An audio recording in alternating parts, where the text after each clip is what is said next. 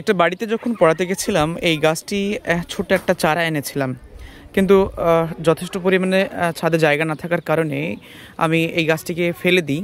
কিন্তু আমার ছোটো মার মেয়ে অর্থাৎ তামান্না, আমার ছোটো বোন, সে কী করেছে, সুন্দর করে এই গাছটি জবথবক করে এই টবে সে লাগিয়েছে।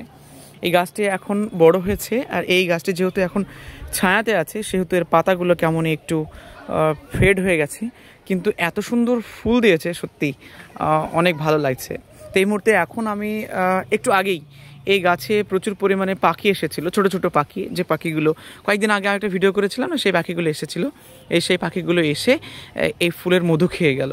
তো আমার এখন এই মুহূর্তে মনে হচ্ছে যে এই গাছটিকে একটু সংরক্ষণ করার প্রয়োজন।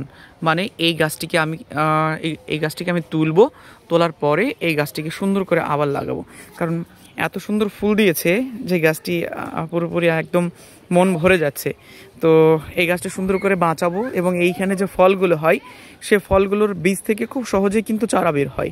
তাই কাজে যে ফলগুলো হয়েছে সেই ফলগুলো শুকিয়ে আমি বীজ চারা বের করব, আর এই যে গাছগুলো রয়েছে সেই গাছগুলোকে আলাদা করে লাগাবো।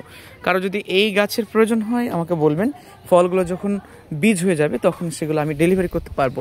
তো এই হচ্ছে গাছ, দেখুন কত সুন্দর নিম গাছের উপর উঠে গেছে, আর একবারে দারুণ সুন্দর একটা ফুল দিয়েছে, পুরোপুরি স্টার টাইপ, একদম পুরো স্টারের মতো দেখতে। আর এগুলো দারুণ সুন্দর গাছ। এই ফুল কার কার বাড়িতে আছে এবং এই ফুল আপনাদের কেমন লাগে অবশ্যই কমেন্টে জানাবেন। Thank you.